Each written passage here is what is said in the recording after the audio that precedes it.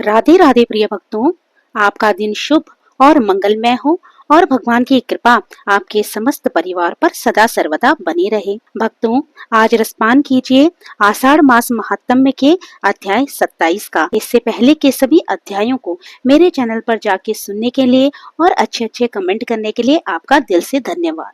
व्यास जी कहते हैं कि एक दिन की बात है, श्री कृष्ण अपने बड़े भाई बलराम जी को बिना बताए वृंदावन के भीतर गए और ग्वाल बालों के साथ विचरने लगे। जंगली पुष्पों का हार पहनने के कारण वे बड़े सुंदर दिखाई देते थे। घूमते घूमते श्री कृष्ण चंचल लहरों से सुशोभित यमुना के तट पर चले गए, जो तट पर लगे हुए फैनों के रूप में मानो सब और हास्य की छटा बिखेर रही थी। उस यमुना में एक कालिया नाग का कुंड था, जो विष अग्नि के कणों से दूषित होने के कारण अत्यंत भयंकर हो गया था। श्री कृष्ण ने उस भयानक कुंड को देखा। उसकी फैलती हुई विषाग्नि से तट के बड़े बड़े वृक्ष जल गए थे। वायु के आघात से जो जल में हिलोरें उठती थी, उनका स्पर्श हो जाने पर पक्षी भी जलकर भस्म हो जाते थे। वह महाभयंकर कुंड मृत्यु का दूसरा मुंह था। उसे देखकर भगवान मधुसूदन ने सोचा, इस कुंड के भीतर दुष्टात्मा कालिया नाग रहता है, जिसका विष ही शस्त्र है। उसने यहाँ सागर गामनी यमुना का सारा जल दूषित कर दिया है।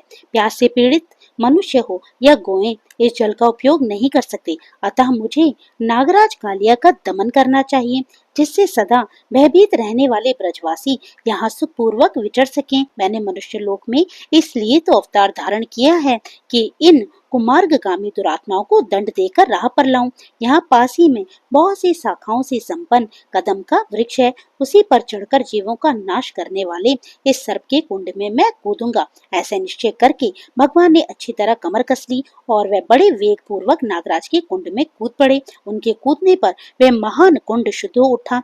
पानी की ऐसी हिलोर उठी कि बहुत दूर तक वृक्ष भी भीग गए। सर्प की विषाग्नि द्वारा तपे हुए जल से भीगने के कारण वह सभी वृक्ष सहसा जल उठे। चारों दिशाओं में आग की लपटें फैल गई और उस नागकुंड में पहुंचकर श्री कृष्ण ने अपनी भुजाओं पर ताल ठोकी। उसका शब्द सुनकर नागराज उनके पास आया। उसके नेत्र क्रोध से लाल हो रहे थे। उसके फनों से विषाग्नि की लपटें निकल रही थी और बहुत से विषैले नाग उसे घेरे हुए थे। सैकड़ों नागपत्नियां भी वहां उपस्थित थी, जो मनोहर हार पहनकर बड़ी शोभा पा रही थी। उनके अंगों के हिलने डुलने से कानों के चंचल कुंडल झिलमिला रहे थे।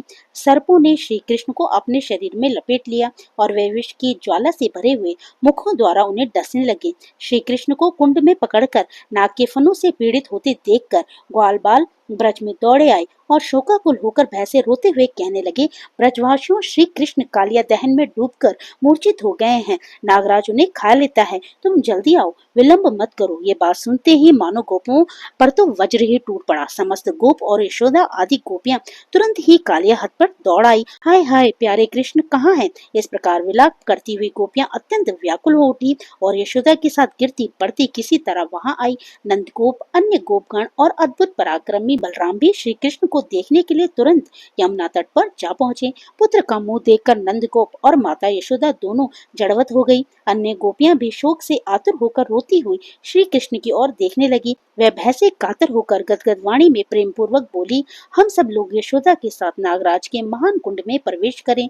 अब ब्रज में लौटना हमारे लिए उचित नहीं है। भला सूर्य के बिना दिन और चंद्रमा के बिना रात कैसी? दूध के बिना गौएं और श्री कृष्ण के बिना ब्रज किस काम का? हम श्री कृष्ण के बिना गोकुल में नहीं जाएंगी। गोपियों के ये वचन सुनकर रोहिणी नंदन महाबली बलराम ने देखा गोपगण बहुत दुखी हैं। उनकी आंखें आंसुओं से भीगी हैं। नंद जी भी पुत्र के मुख पर दृष्टि लगाए अत्यंत कातर हो रहे हैं और यशोदा तो मानो अपनी सुदबुद्धि खो बैठी है। फिर उन्होंने अपनी संकेत में भाषा में श्री कृष्ण को उनके महात्म्य का स्मरण दिलाते हुए कहा, हे देवेश्वर, तुम क्यों इस प्रकार मानव भाव व्यक्त कर रहे हो? क्या इस बात को नहीं जानते कि तुम इन मनुष्यों से भिन्न साक्षात परमात्मा हो? तुम ही तो इस जगत के केंद्र हो। देवताओं को आश्रय भी तुम ही हो। तुम ही तो त्रिभुवन की सृष्टि, पालन और संहार करने वाले त्रय में परमेश्वर हो। हम दोनों इस समय यहाँ अवतीर्ण हुए हैं। इस ब्रज में ये गोप गोपियां ही हमारे बांधव है। ये सब के सब तुम्हारे लिए दुखी हो रहे हैं। फिर क्यों श्री कृष्ण अपने इन बंधुओं की उपेक्षा करते हो? तुमने मनुष्य भाव तो अच्छी तरह दिखा दिया।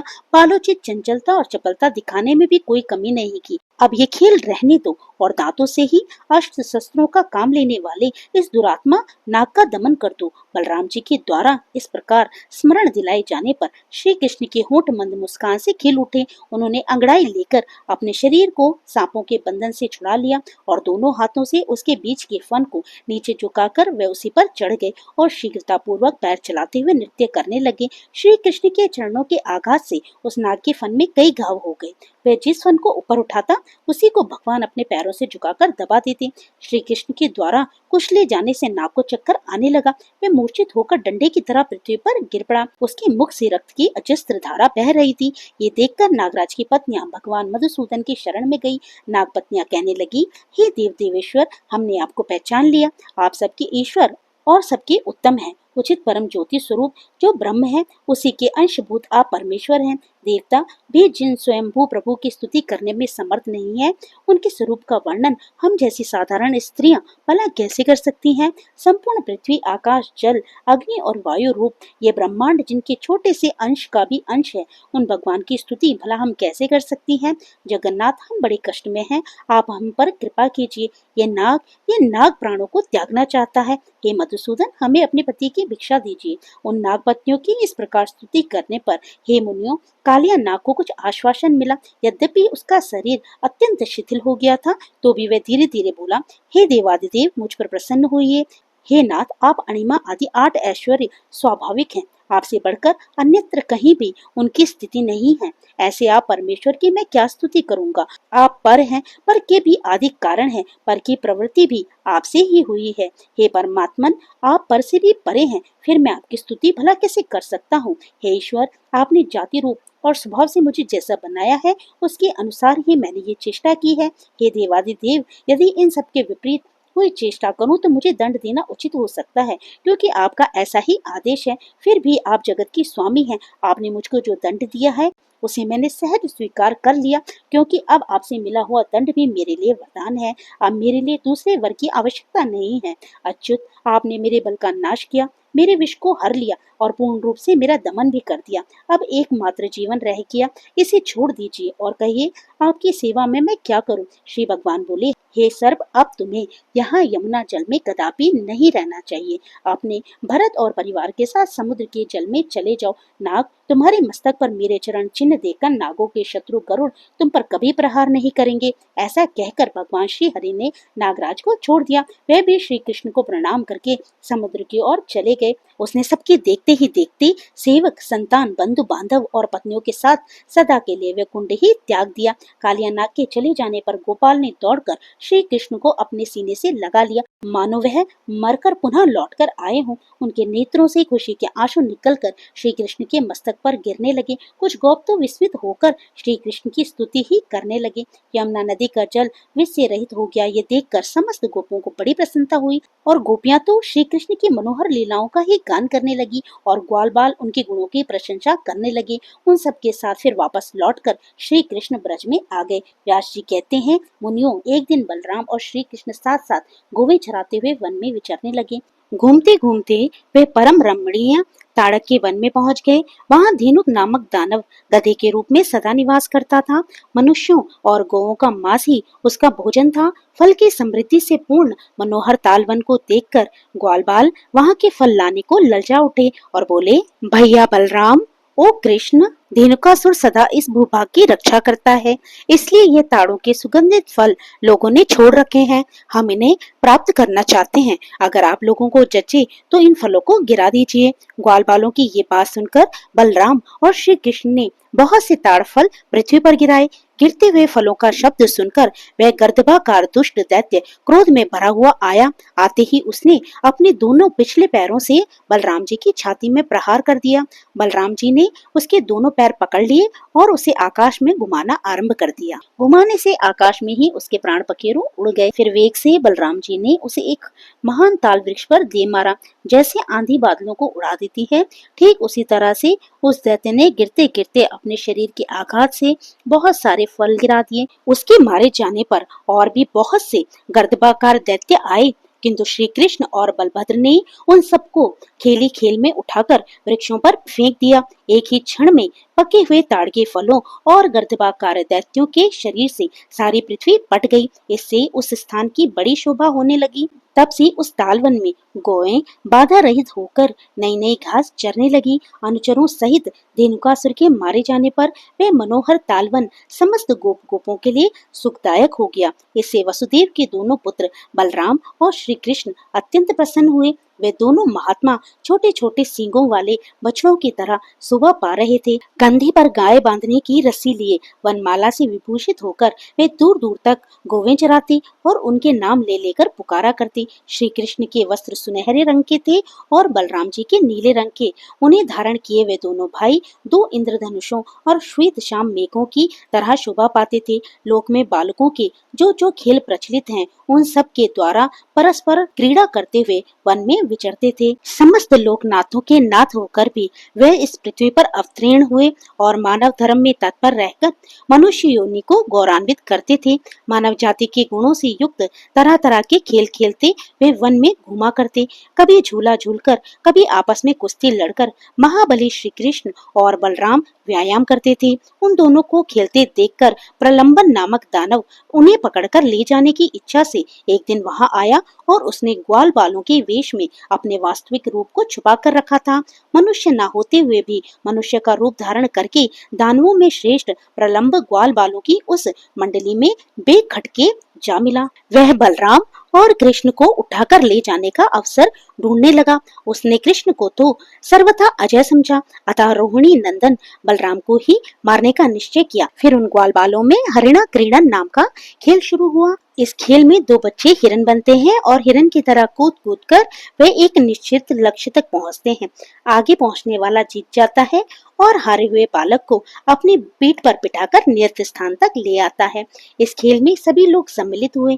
दो दो बालक एक साथ उछलते हुए चले, जिसमें श्री दामा के साथ श्री कृष्ण, प्रलंब के साथ बलराम तथा अन्य ग्वाल बालों के साथ दूसरे दूसरे बालक कूद रहे थे। श्री कृष्ण ने श्री दामा को और बलराम ने प्रलंब को जीत लिया। इसी प्रकार श्री कृष्ण पक्ष के अन्य बालकों ने भी अपने अपने साथियों को हरा दिया। अब वे हारे हुए बालक एक दूसरे को अपनी पीठ पर लादे वे भांडीर वट तक आए और पुनः वहां से लौट चले, किंतु दानव प्रलंब बलराम को अपने कंधे पर चढ़ाकर शीघ्र ही उड़ चला। वह चलता ही गया, कहीं रुका ही नहीं। जब वह बलराम जी का भार नहीं सह सका, तब बड़े क्रोध में आकर वर्षा काल के मेघ की तरह उसने अपने शरीर को बढ़ा लिया। बलराम जी ने देखा उस दैत्य का रंग जले हुए पर्वत के समान है। उसके गले में बहुत बड़ा हार लटक रहा है, मस्तक पर बहुत बड़ा मुकुट था और आंखें गाड़ी के पहिए जैसी घूम रही थी। उसके पैर रखने से धरती डगमगाने लगती थी। उसका रूप बड़ा ही भयंकर था। ऐसे राक्षस के द्वारा अपने को हारे जाते देख बलराम ने श्री कृष्ण से कहा, हे कृष्ण कृष्ण, इधर तो देखो, ग्वाल बालों के भेष में छिपा हुआ कोई दैत्य मुझे हर कर ले जाता है। इसकी विकराल मूर्ति पर्वत के समान दिखाई देती है। मधुसूदन, बताओ इस समय मुझे क्या करना चाहिए? ये दुरात्मा तो बड़ी उतावली के साथ भागा जा रहा है। ये सुनकर श्री कृष्ण के होंठ मंद मुस्कान से खिल उठे। वे रोहिणी नंदन बलराम के बल और पराक्रम को जानते थे तथा उनसे कहने लगे, सर्वात्मन, ये क्या बात है? आप तो सचमुच मनुष्यों की सी चेष्टा करने लगे। आप संपूर्ण गुह्य पदार्थों में गुह्य से भी गुह्य हैं। जरा अपनी उस स्वरूप का तो स्मरण कीजिए, जो संपूर्ण जगत के कारणों का भी पूर्ववर्ती अद्वितीय आत्मा और प्रलय काल में स्थित रहने वाला है। विश्वात्मन, आप और मैं दोनों ही इस संसार के एकमात्र कारण हैं और पृथ्वी का भार उतारने के लिए ही यहाँ दो रूपों में प्रकट हैं। अप्रिय में आत्मन, आप अपने स्वरूप को स्मरण कीजिए और इस दानव को मार डालिए। फिर मानुष भाव का आश्रय लेकर बंधु बांधवों का हित कीजिए। महात्मा श्री कृष्ण के द्वारा इस प्रकार अपने स्वरूप का स्मरण कराए जाने पर महाबली बलराम ने हंसकर प्रलंबासुर को दबा दिया और क्रोध से लाल आंखें करके उसके मस्तक पर एक मुक्का जोर से मारा। उनके इस प्रहार से प्रलंब के दोनों नेत्र बाहर निकल आए। उसका मस्तिष्क फट गया और वह दैत्य मुंह से खून उगलता हुआ पृथ्वी पर गिरकर मर गया। अद्भुत कर्म करने वाले बलदेव जी के द्वारा प्रलंब को मारा गया देखकर ग्वालबाल बहुत अच्छा हुआ, बहुत अच्छा हुआ, ऐसा कहते हुए उनकी प्रशंसा करने लगे। इस प्रकार प्रलंबासुर के मारे जाने पर ग्वालबालों के मुख से अपनी प्रशंसा सुनते करते हुए बलराम जी श्री कृष्ण के साथ पुनः गौओं के समूह में आ गए। इस तरह नाना प्रकार की लीलाएं करते हुए बलराम और श्री कृष्ण वन में विहार करते रहे। इतने में ही वर्षा बीत गई और शरद ऋतु का आगमन हुआ। जलाशयों में कमल खिलने लगे, आकाश और नक्षत्र निर्मल हो गए। ऐसे समय में समस्त ब्रजवासी इंद्रोत्सव का आयोजन करने लगे। उन्हें उत्सव देखने के लिए अत्यंत उत्सुक हुआ देखकर परम बुद्धिमान श्री कृष्ण ने बड़े बूढ़े गोपों से कौतूहलवश पूछा, ये इंद्रोत्सव क्या वस्तु है जिससे आप लोगों को इतना हर्ष हुआ है? श्री कृष्ण को अत्यंत आदर पूर्वक प्रश्न करते देख नंद गोपों ने जो कुछ भी कहा इसका वर्णन आप आने वाले अध्याय में सुनेंगे। तो फिर श्रोताओं, आज का अध्याय यहीं पर विराम लेता है। अगर आपको ये वीडियो अच्छी लगी हो तो इसे लाइक कीजिएगा और अगर आप मेरे चैनल पे नए हो तो मेरे चैनल को सब्सक्राइब करना मत भूलिएगा। तो फिर प्रभु का नाम लेते रहिए और पुण्य के भागी बनते रहिए। जय श्री कृष्णा, राधे राधे।